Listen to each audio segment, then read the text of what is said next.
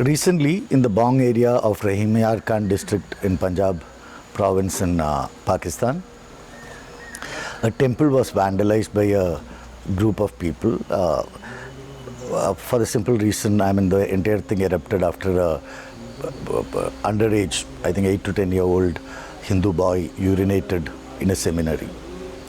The idol was broken, and there are two questions that I am going to examine in light of that incident.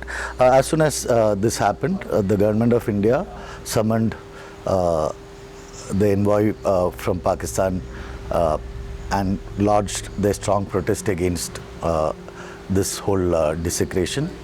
And there are two questions that I am going to examine in light of this incident.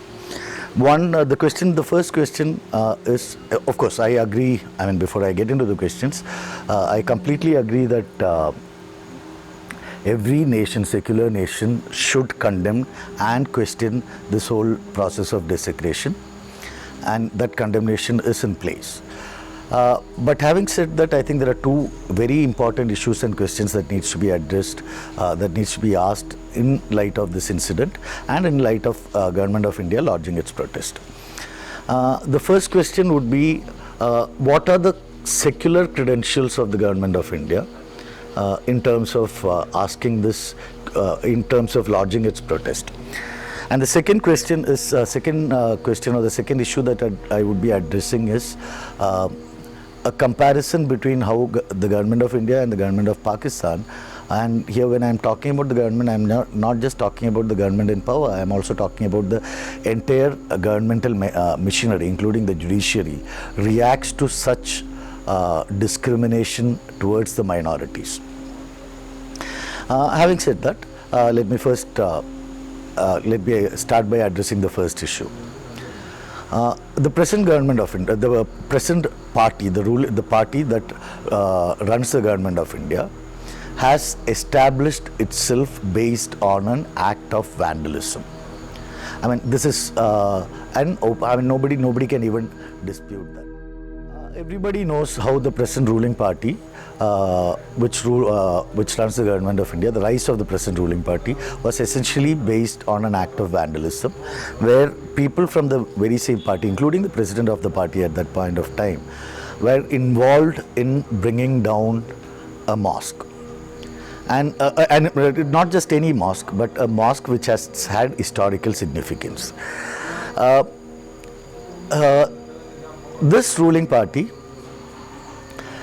having done that, exonerated and based on that very act, they mobilized votes and they came into power.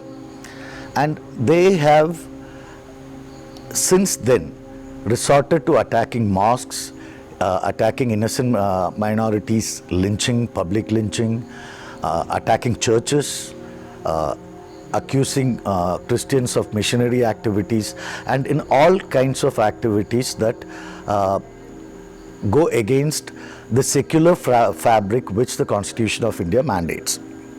Now, it is in this context that we need to sort of look at the secular credentials of the present Government of India. Now, the present Government of India also opposes anybody who points out these acts of vandalism that occur almost on an everyday basis in India. When the US Commission, the United States Government Commission on Religious Freedoms,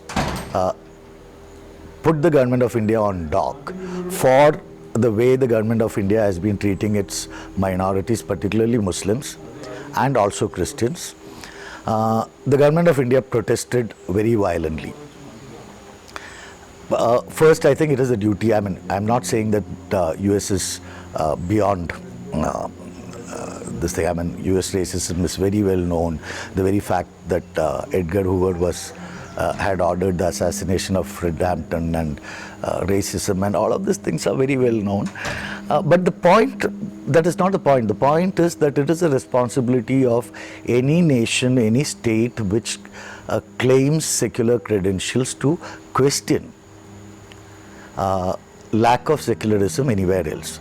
So if India wants, and which India did and should do, question the temple desecration in Pakistan, India should also be open, the Government of India also should be open to questions of religious discrimination that is happening on an everyday basis within the Indian state. That is number one. The second issue, which I sort of addressed part of it in the first part itself, is how, and I'll address the rest of it here.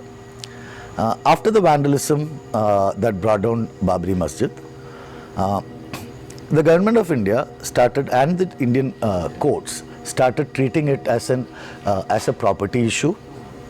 Of course, there were charge sheets, there were FIRs filed, charge sheets. The criminal case hasn't gone anywhere. And years later, the Supreme Court of India, in a title suit, as a final verdict, reaches a verdict which was unconscionable, which sort of raises doubts about the kind of jurisprudence that is evolved in India, the constitutional jurisprudence that is evolved in India, where there was a fictional fictional in my opinion, but maybe God or whoever, who was party to this suit. And to appease the majority sentiments, and similar words are used in the judgment, the government decides that instead of settling the title suit on its merits, not the government, the Supreme Court decides that instead of settling the title suit based on its merits, what they would do is they would do a compromise agreement where, to draw a parallel, where there is an abusive husband and a wife, and the husband has been beating up the wife every day, and when the court is asked to settle the dispute, instead of punishing the husband, the court actually gives the husband 100 rupees and says, every time you stop slapping the wife, we'll give you 100 rupees. And this was the kind of decision that, this was the kind of verdict with which the vandalism in Babri Masjid was addressed. Whereas, let us look at how Pakistan addressed the vandalism at the temple in Bong. The Pakistani Supreme Court immediately intervened. They it was made sure that out of 150 people were charged and 20 people have already been arrested. And restoration work, the temple had been destroyed. Restoration work has been immediately started. So instead of sort of wasting time on dragging out this as a political issue and letting right-wing extremists, not for a moment am I saying Pakistan is not a right-wing country. It's a country by definition, it's a Muslim country. The constitution mandates it to be Muslim, but India is not. India is a constitutionally secular country, which, and this is the final part of my talk, which the present ruling party, which controls the government of India, is trying to subvert. So the protest against the government of Pakistan has nothing to do with the government of India being bothered about that temple in this remote area of Pakistan. The government of India, despite their polarization, and let me once more add the caveat, when I am talking the government of India, I am talking about a BJP-controlled government. The ruling party actually having brought up on a plank, the Hindutva family having grown up on a plank of polarization, is now sort of at its worst popularity situation, in the sense that we have this government mishandling two episodes of COVID surges, the two episodes of COVID waves, apart from the mess that demonetization and GST, implementation of GST has left. Economy is in shambles. There's a negative GDP growth. People are losing their livelihoods fast. Consumption is at its lowest. So the government is in a really bad shape. Now the only way the ruling party can keep control over the government is to bring up these bogies. Bring up these bogies and show that they are really concerned about a temple vandalism in Pakistan. Why wasn't the government, the BJP government, concerned about vandalism of churches in Pakistan? This is the blasphemy killings, the blasphemy law. So it's very clear that the BJP government is playing to a certain kind of gallery, and this could be potentious in terms of, this could be ominous, sorry, not potentious, ominous in terms of how the BJP and the Hindutva family is going to deal with the current crisis of complete lack of credibility that the BJP government is facing. And I dread to think about where that would lead. Thank you very much.